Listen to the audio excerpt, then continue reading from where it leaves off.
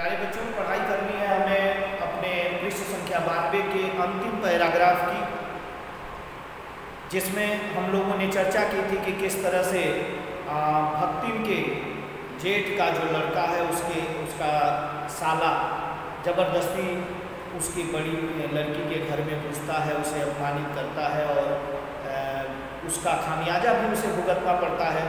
लेकिन लोक समाज की नज़र में ये दिखाया जाता है, उसके द्वारा ये कहा जाता है कि उसने ही मुझे बुलाया था इसलिए मैं अंदर गया, और जबकि लड़की के द्वारा ये साबित किया जाता है कि नहीं, मैं इसको मारते पीटते हुए इसको घर से बाहर निकाली, ये इस बात का प्रमाण है कि ये ज़बरदस्ती मेरे घर में घुसा हुआ था। लेकिन पंचायत ने अंततः कलयुग का प्रभाव मानते हुए उन दोनों को एक साथ रहने और उनकी शादी का फरमान सुना दिया था। तो उसके बाद क्या स्थितियाँ होती हैं और किस प्रकार भक्तिन और उसकी बेटी अपने जीवन को जीने का प्रयास करती है। पेज नंबर 92 के अंतिम पैराग्राफ पर ध्यान देंगे। किताब में भक्तिन का दुर्भाग्य भी उससे कम हटी नहीं था। इसी से किशोरी से युवती होते ही बड़ी लड़की भी विधवा हो गई। भैयहू से पार न पा सकने वाले जेठों और काकी को परास्त करने के लिए कटिबद्ध जिठौतों ने, जिठौतों मतलब जेठ के बच्चों ने, आशा की एक किरण देख पाई। विधवा बहन के गठबंधन के लिए बड़ा जिठौत अपने तीतर लड़ाने वाले साले को बुला लिया, वही उसी निकम्मे अपने साले को, क्योंकि उसका हो जाने पर सब कुछ उन्हीं के अधिकार में रहता। भक्तिन की लड़की भी माँ से कम समझदार नहीं थी, इसी से उसने वर को नापसंद कर दिया। बाहर के बहनोई का आना चचेरे भाइयों के लिए सुविधाजनक नहीं था, अतः यह प्रस्ताव जहाँ का तहाँ रह गया। तब ये दोनों माँ बेटी खूब मन लगा करके संपत्ति की देखभाल करने लगी और मान न मान मैं तेरा मेहमान की कहावत चरितार्थ करने वाले वर के समर्थक उसे किसी न किसी प्रकार पति की पदवी पर अभिषिक्त करने का उपाय सोचने लगे। कहने का मतलब ये कि किसी भी तरह से वो चाहते थे कि उनके साले से उसकी विवाह हो जाएगी तो उसकी संपत्ति पर हमारा अधिकार हो जाएगा। और जबकि भक्तिन की जो बड़ी बेटी थी बिल्कुल दृढ़ता के साथ ये कह दी थी कि ये संभव नहीं हो सकता, हम ऐसे ही अपने माँ के साथ जीवन जी लेंगे कठिन मेहनत करते हुए। लेकिन उस अपने चचेरे भाई के साले से शादी न रचाना, इसको लेकर के अब उनके मन में तमाम तरह का भाव रहने लगा और वो उपाय ढूंढने लगे, मौका ढूंढने लगे कि किस तरह से ये शादी रचाई जाए या किस तरह से इन दोनों को एक कर दिया जाए ताकि उस संपत्ति पर हमारा कुछ दबदबा हो सके, अधिकार हो सके। और घटना वही होती है जो अभी आपके सामने चर्चा हुई। एक दिन माँ की अनुपस्थिति में वर महाशय ने, यानी उस चचेरे साले ने, बेटी की कोठरी में घुसकर भीतर से द्वार बंद कर दिया और उसके समर्थक गांव वालों को बुलाने लगे, यानी जो जिठौत थे, जेठानियाँ थी, वो गांव वालों को बुला लिया और सब उनकी सोची समझी रणनीति। अहिर युवती ने जब इस डकैत वर की मरम्मत कर कुंडी खोली, यानी उसको मारते पीटते कुंडी खोली, तब पंच बेचारे समस्या में पड़े। तीतरबाज युवक कहता था वह निमंत्रण पाकर भीतर गया और युवती उसके मुख पर अपनी 5 उंगलियों के उभार में इस निमंत्रण के अक्षर पढ़ने का अनुरोध करती थी। यानी वो कहती थी कि नहीं ये सब झूठ है, मैंने तो इसको मारते पीटते बाहर निकाला, ये इसका प्रमाण है कि ये मेरी मर्जी के खिलाफ ज़बरदस्ती मौका पा करके कमरे में गया है। अंत में दूध का दूध पानी का पानी करने के लिए पंचायत बैठी और सबने सिर हिला हिलाकर इस समस्या का मूल कारण कलयुग को बताया। अपीलहीन फैसला हुआ कि चाहे उन दोनों में एक सच्चा हो चाहे दोनों झूठे, पर जब वे एक कोठरी से निकले तब उनका पति पत्नी के रूप में रहना ही कलयुग के दोष का परिमार्जन कर सकता है। अपमानित बालिका ने ओठ काट कर लहू निकाल लिया, यानी उसे ये फैसला मंजूर नहीं था, लेकिन पंचों के आगे, समाज के आगे वो विवश थी। और माँ ने आग्नेय नेत्रों से गले पड़े दामाद को देखा। संबंध कुछ सुखकर नहीं हुआ, क्योंकि दामाद अब निश्चिंत होकर तीतर लड़ाता था और बेटी विवश क्रोध से जलती रहती थी। इतने यत्न से संभाले हुए गाय ढोर खेती बाड़ी सब जब पारिवारिक द्वेष में ऐसे झुलस गए कि लगान अदा करना भी भारी हो गया। सुख से रहने की कौन कहे। अंत में एक बार लगान न पहुंचने पर जमींदार ने भक्ति को बुलाकर दिन भर बड़ी धूप में खड़ा रखा। यह अपमान तो उसकी कर्मठता में सबसे बड़ा कलंक बन गया। अतः दूसरे दूसरे ही दिन भक्तिन कमाई के विचार से शहर आ पहुंची। कहने का मतलब क्या कि अब पंच के आदेश के अनुसार किसी तरह से वो अपना जीवन जीने लगे, लेकिन पत्नी भी वो बड़ी लड़की भी खुश न थी, भक्ति भी खुश न थी। मजबूरी में अब इस आदेश को झेलते हुए सहते हुए वो अपना जीवन जीने का प्रयास करती हैं, लेकिन परिस्थितियां ऐसी भी होती हैं। एक समय ऐसा आता है जब उस निकम्मे दामाद की वजह से घर परिवार में कोई बढ़ोतरी नहीं होती और स्थिति ये आ जाती है कि अब अलग से लगान भी जमींदारों का, साहूकारों का जो कर्ज है, जो लगान है, उसको भी पैदा करने और उसको भी अदा करने की शक्ति उन माँ बेटी में नहीं रह जाती है, क्योंकि जो भी उनकी कमाई है वह उड़ाता है, वह मालिक है घर का, और ऐसे में खुद भी निकम्मा है जो कुछ नहीं करता। और ऐसे एक संपन्न जो उनकी गृहस्थी थी वह धीरे धीरे क्षीण होने लगती है। स्थिति ये आ जाती है कि कर्ज की स्थिति आ जाती, लगान समय पर नहीं दिया जाता, और इसके वजह से उस भक्ति को, जो काफ़ी मेहनती है, परिश्रमी है और दृढ़ निश्चय वाली है, एक दिन जमींदार के यहाँ दिन भर सजा के रूप में कड़ी धूप में उसे खड़ा रहना पड़ा। और इस अपमान से अपमानित होकर के जब वह अपनी बेटी सहित वापस आती है तो उसे काफ़ी क्षोभ होता है, उसे काफ़ी कष्ट होता है, और वह उसके अगले ही दिन अपनी बेटी और उस दामाद को, परिवार को छोड़ करके कमाने के विचार से, नौकरी करने के विचार से घर को छोड़ करके, ताकि घर की स्तंभाली को दूर किया जा सके, वह शहर का रास्ता पकड़ती है और इलाहाबाद पहुँचती है।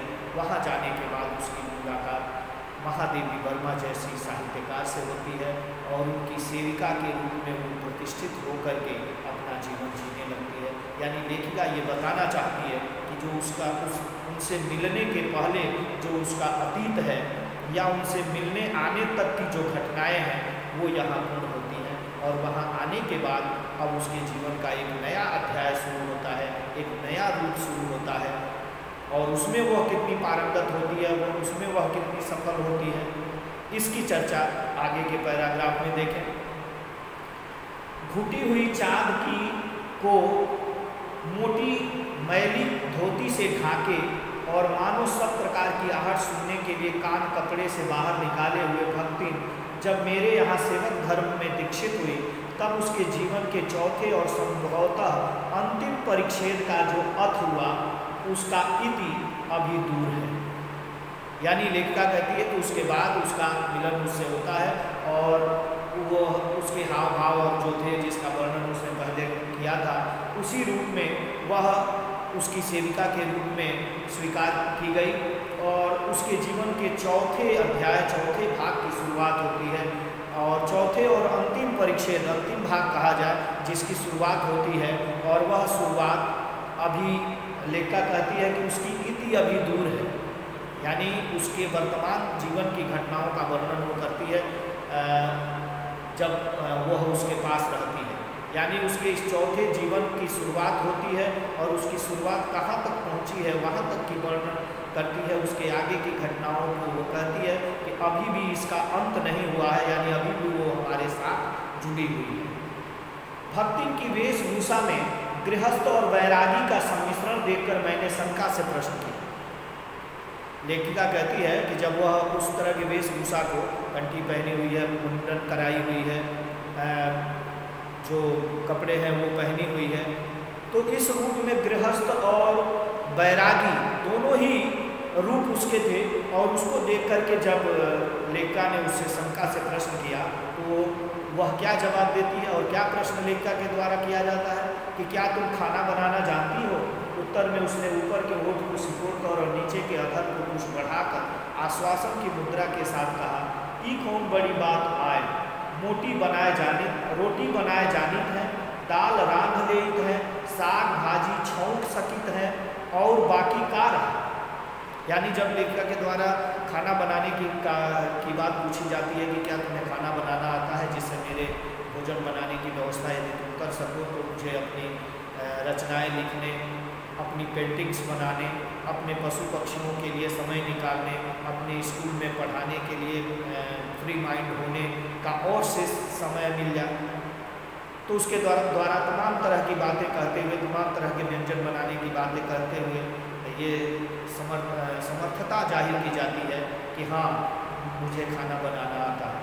लेकिन भक्तिन ठहरी एक देहाती अहिर की बेटी, उसका लेवल, उसका स्तर वही देहाती अहिर के परिवार का लेवल था, जो किसी भी रूप में उसके द्वारा बनाए हुए भोजन लेखिका को पसंद नहीं आते थे। लेकिन मजबूरी में वह उस भोजन को भी स्वीकार करती थी जिसको वो नहीं खाना चाहती। जैसे कभी कभी अचानक दाल और चावल बना के रख दिया, और दाल चावल बनाने के बाद कोई सब्जी उस पर नहीं बनाया, और जब लेखिका के द्वारा प्रश्न पूछा जाता था कि इसके साथ खाने को कुछ नहीं है, तो वो अचार और गांव से लाई हुई कुछ चीज़ें ले आके रख देती और कहती कि इससे आप खा लो। उन चीज़ों से लेखिका की अरुचि थी, इसलिए वो दाल और चावल खा के ही, दाल और रोटियां खा के, रोटियां जो थी मोटी मोटी रोटियां इसके द्वारा पकाई जाती, जो काफ़ी पकाने के क्रम में जल जाती थी, काली कलूटी हो जाती थी। लेकिन उसका प्रेम, उसका व्यवहार, उसका समर्पण एक ऐसा चीज़ था जिसके वजह से लेखिका अपने मन के भाव को छुपा लेती थी, दबा लेती थी, और अरुचि होते हुए भी उसके द्वारा जो चीज़ें बनाई जाती उसे वो खुशी खुशी स्वीकार करने लगी। और इस तरह से भक्तिन की सेवा भाव से प्रभावित होकर भक्तिन को अपने जीवन का एक अभिन्न अंग मानते हुए लेखिका उसको अपने साथ रखने लगी। लेकिन हाँ, यहाँ जरूर है कि भक्तिन पूर्ण रूप से सेवा भाव के साथ लेखिका के साथ जुड़ी हुई थी, लेकिन लेखिका कभी उसे अपनी दासी या सेविका के रूप में नहीं देखती थी, बल्कि उसे अपने एक सहयोगी के रूप में, अपनी एक सहेली के रूप में देखती थी, जो काफ़ी कर्तव्यनिष्ठ है, निस्वार्थ भाव की है, और अपनी बात को प्रभावपूर्ण ढंग से रखने की पक्षधर भी है, अपनी बातों को रखने की का तरीका भी जानती है। उसकी इन विशेषताओं से लेखिका हमेशा प्रभावित रहती है। दूसरे दिन तड़के ही, अगला अनुच्छेद देखें। दूसरे दिन तड़के ही सिर पर कई लोटे औंधा कर उसने मेरी धुली धोती जल के छींटों से पवित्र कर पहनी, और पूर्व के अंधकार और मेरी दीवार से उगते हुए सूर्य और पीपल का 2 लोटे जल से अभिनंदन किया। 2 मिनट नाक दबाकर जप करने के उपरांत जब वह कोयले की मोटी रेखा से अपने साम्राज्य की सीमा निश्चित कर चौके में प्रतिष्ठित हुई, तब मैंने समझ लिया कि इस सेवक के का साथ टेढ़ी खीर है, यानी इस सेवक का साथ निभा पाना बहुत आसान नहीं है। अपने भोजन के संबंध में नितांत वीतराग होने पर भी मैं पाक विद्या के लिए परिवार में प्रख्यात हूँ, और कोई भी पाक कुशल दूसरे के काम में नुक्ताचीनी किए बिना रह नहीं सकता। पर जब छूत पाक पर प्राण देने वाले व्यक्तियों का बात बात पर भूखा मरना स्मरण हो आया, और भक्ति की शंकाकुल दृष्टि में छिपे हुए निषेध का अनुभव किया, तब कोयले की रेखा मेरे लिए लक्ष्मण के धनुष से खींची हुई रेखा के सामने दुर्लभ हो उठी। निरुपाय अपने कमरे में बिछौने में पड़कर नाक के ऊपर खुली हुई पुस्तक स्थापित कर मैं चौके में पीढ़े पर आसीन अनाधिकारी को ढूंढने का प्रयास करने लगा। कहने का मतलब यह है कि लेखिका यहाँ बताना चाहती है कि जब भक्तिन को उसने अपने पास रख लिया, अपनी सेवा के लिए रख लिया, तो रात्रि के बाद सुबह होते ही लेखिका के सोए रहने पर ही वह भक्तिन उठ गई, स्नान किया, पूजा किया। लेखिका कहती है कि उसकी जो धोती उसने पहनने के लिए उसको दे दी थी, जो धुल करके रखी हुई थी, पवित्रता का भाव उसके अंदर ये था कि स्नान करने के बाद उस धोती पर भी जल छिड़क कर तब उसे पहना, और उसके बाद कुछ देर पूजा पाठ किया, कुछ देर अपना जो है योग और व्यायाम किया, और उसके बाद उस चौके में दाखिल हुई जहाँ उसे भोजन बनाना था, जो लेखिका का चौका था। कहा कि उसकी लिपाई पुताई करके एक सीमा रेखा निर्धारित कर दी थी कि उसके भीतर ही भोजन का काम होगा, उससे आगे कोई नहीं आएगा, या उसमें बिना साफ सफाई के साथ कोई प्रवेश नहीं करेगा। इस तरह से वो अपने खाना बनाने में के काम में लग गई। लेखिका कहती है कि चूँकि खाना बनाने और पाक कला में वह बहुत प्रवीण नहीं थी, लेकिन इतना जरूर था कि जिस सफाई और जिस शुद्धता के साथ जितनी अच्छी व्यंजन वो बना लेती थी अपने लिए, उसकी जानकारी भक्ति के पास नहीं थी। लेकिन लेखिका अपने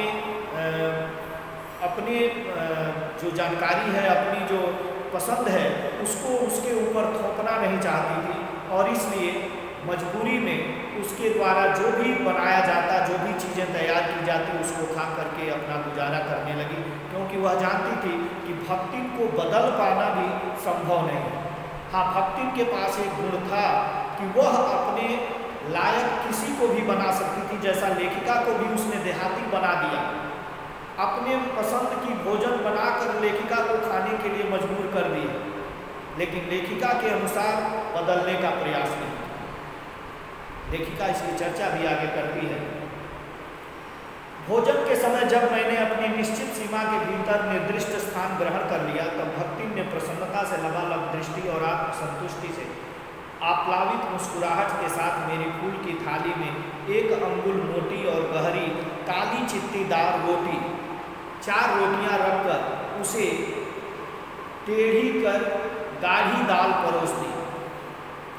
पर जब उसके उत्साह का तुषारापात करते हुए मैंने रुआंसे भाव से कहा, यह क्या बनाया है, तब वह हतबुद्धि हो रही। रोटियां अच्छी सेकने के प्रयास में कुछ अधिक खरी हो गई, पर अच्छी है, तरकारियां भी। पर जब दाल बनी है तब उनका क्या काम, शाम को दाल न बनाकर तरकारी बना दी जाएगी। यानी एक समय दाल बनाती तो सब्जी नहीं बनाती, कहती कि शाम को सब्जी बना देंगे। दूध घी मुझे अच्छा नहीं लगता, लेखिका ये कहती है कि दूध घी से के प्रति उनकी अरुचि थी। नहीं तो सब ठीक हो जाता, अब न हो तो अमचूर और लाल मिर्च की चटनी पीस ली जाए। अमचूर और लाल मिर्च की चटनी पीस करके उन्हें दे देती कि इसी से काम चलाइए।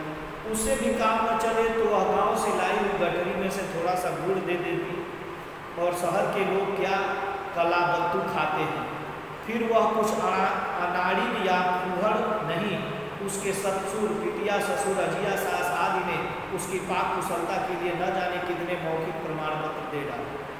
यानी जो भी बनाया उसको सही साबित करने के लिए तमाम तरह की बातें करती। उसके विकल्प के रूप में कुछ न कुछ, चाहे चटनी हो, चाहे अचार हो, चाहे गुड़ हो, वो दे करके अपना काम चलाने की बात करती। लेकिन इस बात को सिद्ध करती कि उसको पाक कला में कोई दबा नहीं सकता। उसके भोजन की प्रशंसा उसके अजिया सास, अजिया ससुर और तमाम तरह के उसके जो बुजुर्ग उसके परिवार के थे वो सब करते थे। इस आधार पर लेखिका उसमें कोई विरोध नहीं करना चाहती। अब अगला जो अनुच्छेद है उसमें लेखिका ने क्या वर्णन किया है, आइए देखते हैं। भक्तिन के इस सारगर्भित लेक्चर का प्रभाव यह हुआ कि मैं मीठे से विरक्ति के कारण, बिना गुड़ के और घी से अरुचि के कारण रूखी दाल से एक मोटी रोटी खाकर बहुत ठाठ से यूनिवर्सिटी पहुंची और न्याय सूत्र पढ़ते पढ़ते शहर और देहात के जीवन के इस अंतर पर विचार करती रही। अलग भोजन की व्यवस्था करनी पड़ी थी अपने गिरते हुए स्वास्थ्य और परिवार वालों की चिंता निवारण के लिए। घर के लोग बराबर कहते कि तुम अपने स्वास्थ्य पर ध्यान नहीं देती हो, और इसलिए मैं जो हॉस्टल का खाना था उसको न खा करके अपने लिए भोजन की अलग व्यवस्था की थी। लेकिन आज भक्तिन के कारण वह और भी पौष्टिक भोजन मिल पाना संभव नहीं था। पर प्रबंध ऐसा हो गया कि उपचार का प्रश्न ही खो गया। इस देहाती वृद्धा ने जीवन की सरलता के प्रति मुझे इतना जागृत कर दिया था कि मैं अपनी असुविधाएं छिपाने लगी, सुविधाओं की चिंता करना तो दूर की।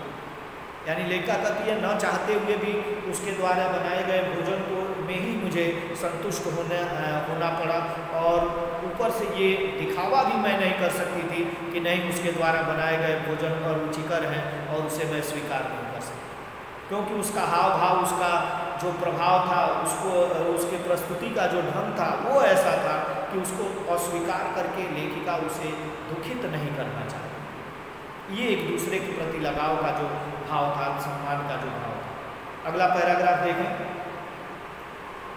इसके अतिरिक्त भक्तिन का स्वभाव ही ऐसा बन चुका है कि वह दूसरों को अपने मन के अनुसार बना लेना चाहती है, पर अपने संबंध में किसी प्रकार के परिवर्तन की कल्पना तक उसके लिए संभव नहीं। इसी से आज मैं अधिक देहाती हूँ, पर उसे शहर की हवा नहीं लग पाई। मकई का रात को बना दलिया सवेरे मट्ठे से सूखा लगता है।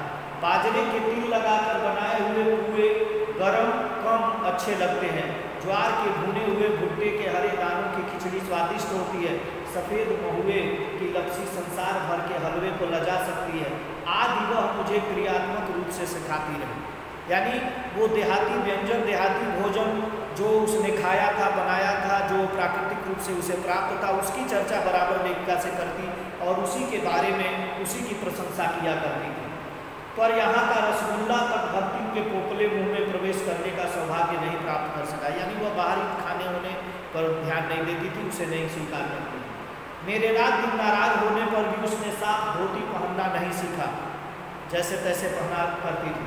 पर मेरे स्वयं धोकर फैलाए हुए कपड़ों को भी वह तह करने के बहाने सिलवटों से भर देती है।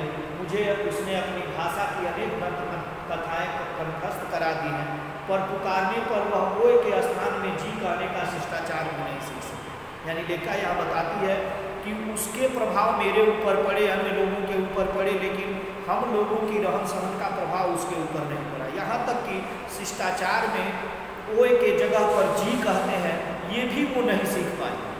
वो आज भी अपनी देहाती छवि के अनुसार ओए कहकर ही किसी को संबोधित करती है, मुझे भी संबोधित करती है, लेकिन उसके ऊपर हमारी पढ़ाई का, हमारे संस्कारों का, हमारे शिष्टाचारों का प्रभाव भले न पड़े। लेखिका कहती है कि वह उसको उस शहरी माहौल से निकालकर एक देहाती माहौल में स्थापित कर दिया, लेकिन स्वयं जिस देहाती माहौल थी उससे शहरी माहौल में ढलने का कोई प्रयास नहीं किया, उसके ऊपर कोई प्रभाव नहीं पड़ा उस शहरीकरण का। ये उसकी विशेषता है। तो इसी के साथ पुनः जो